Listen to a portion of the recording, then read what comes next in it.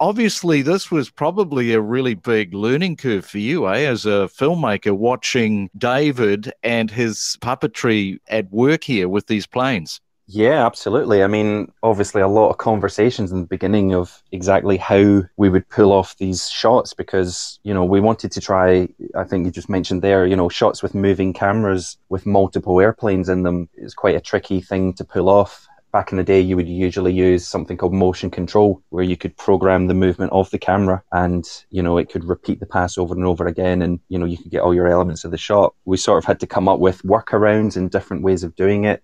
I think the biggest learning curve for me was lighting planes when we shot in a sort of a big dark studio and we actually put a red screen. As you would usually use a green screen, but we used a red screen, to contrast with the color of the planes. Obviously we're trying to give the illusion that these airplanes are out in the bright sunlight, out in, the big blue sky, because it can very easily look like it's up in space if you've got really hard black shadows on the aircraft. So we just had a lot of fill, a lot of lights, just had to try and make it as bright as possible. And I never shot miniatures before, so it was a massive learning curve. Yeah, quite pleased how it came out in the end. And David, on a subconscious level, the viewer, I think, if they're like me, they're watching the film saying to themselves, this looks just so real.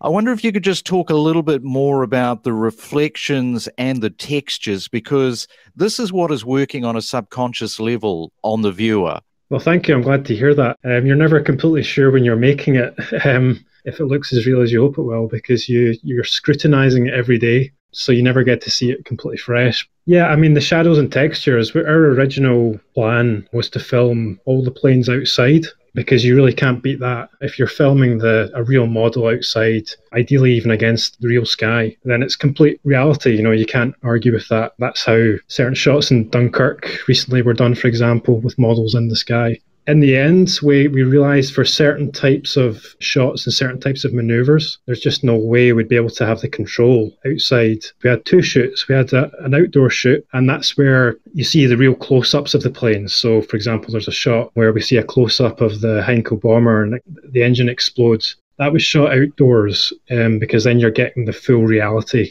We even used the real sky from behind the plane.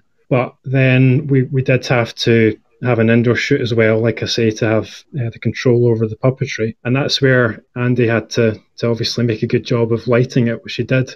We took the models outdoors beforehand to see how the light behaved. I think Andy even took some of those photos and cut them out in Photoshop and put them in front of a red background.